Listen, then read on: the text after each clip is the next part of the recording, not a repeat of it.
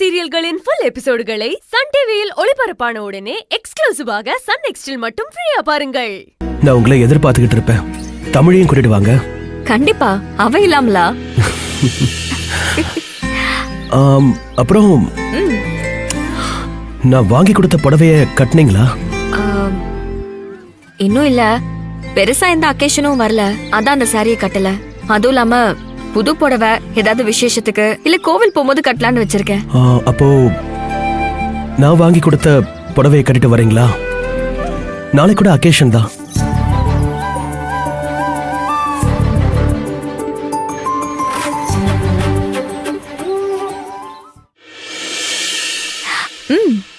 OS, கண்டிப்பா கட்டிட்டு வரேன்.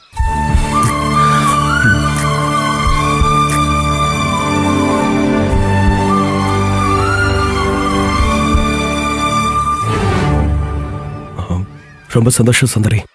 சரி, அப்ப நான் கிளம்பட்டா? வெற்றி, உங்ககிட்ட ஒரு விஷயம் டிஸ்கஸ் பண்ணணும். ஆபீஸ் வரைக்கும் வர முடியுமா? ஓகே, நீங்க உங்க கார்ல போங்க, நான் என் வண்டியில வரேன். ஓகே வெற்றி.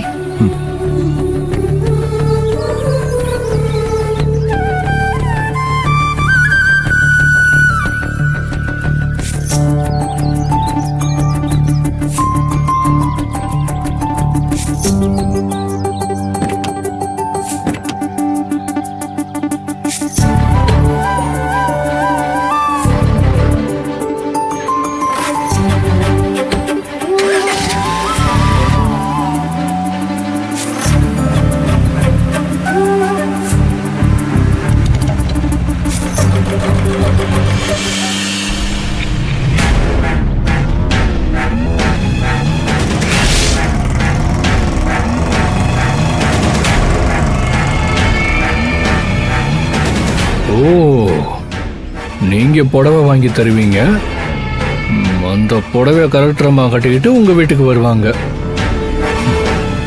செத்து போன மொத பொண்டாட்டி பர்த்டேல ரெண்டாவது பொண்டாட்டிய பிக்கப் பண்றியா? என்னையா உன் மூளை? நீ வேற யாரையாவது பிக்கப் பண்ணிருக்கலாம். இவ்வளவு நான் சந்தோஷமா இருக்க விடவே மாட்டேன். அப்ப நீயும் சந்தோஷமா இருக்க முடியாது. என்ன பண்றது?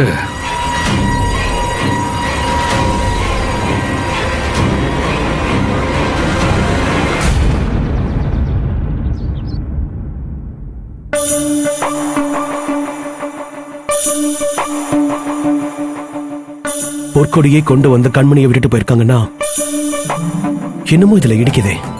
ஆமா வெற்றி, கண்மணியை ராஜப்பதம் கடத்தி வச்சிருந்திருக்கான். பொற்கொடிதான் கண்மணியை ராஜப்பா கிட்ட இருந்து காப்பாத்தி கூட்டிட்டு வந்திருக்காங்க. அதே சமயம் நம்ம வீட்ல இருந்துதான் யாரோ சின்ன பொண்ணை கடத்தி வச்சிருக்கோன்னு கால் பண்ணி பொற்கொடி கிட்ட சொல்லிருக்காங்க. நம்ம வீட்ல இருந்துனா யாரா இருக்கும்? யாரு சின்ன பொண்ணை கடத்திருப்பா? ஒண்ணும் புரியலையே.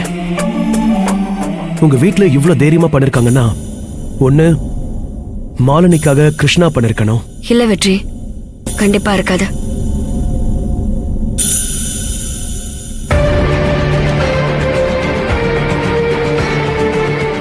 என்கிட்ட கேட்காம எங்க அண்ணன் செய்யாது. அப்போ நம்ம இருக்கும் போதே நம்ம பொண்ணை இப்படி பண்ணிருக்காங்களேன்னு ஐயப்பன் சார் பண்ணிருக்கணும். ஐயப்பன் மாமா எல்லாத்தையும் லதாக்கா கிட்ட சொல்லிட்டு தான் செய்வாரு. லதாக்கா கிட்ட சொல்லிருந்தா லதாக்கா என்கிட்ட சொல்லாம இருந்திருக்க மாட்டாங்க. கண்டிப்பா தெரியுமா லதா கிட்ட ஐயப்பன் சார் எதையும் மறைக்க மாட்டாங்கன்னு? நிச்சயமா தெரியும் வெற்றி.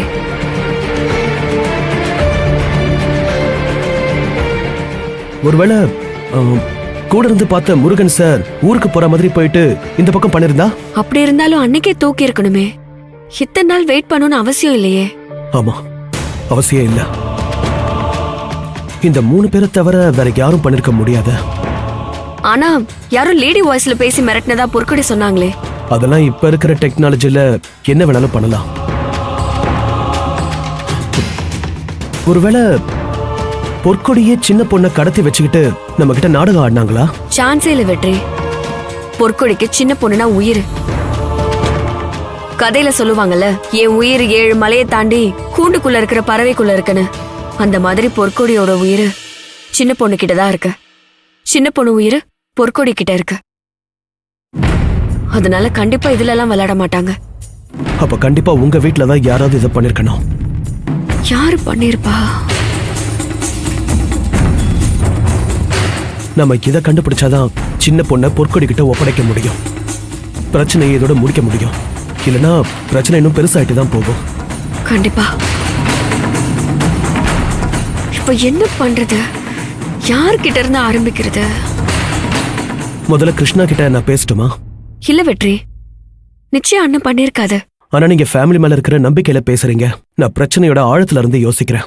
நீங்க பேச வேண்டாம், நான் பேசுறேன். என்ன சுந்தரி? எனக்கு என்னமோ என் அண்ணன் பண்ணிருக்கோன்னு ஒரு பர்சன் கூட நம்பிக்கை இல்ல. உங்க திருப்திக்காக வேணா பேசி பார்த்துட்டு சொல்லுங்க. புரியுது, நான் பாத்துக்கிறேன். அப்ப நான் கிளம்புறேன், பேசிட்டு சொல்றேன்.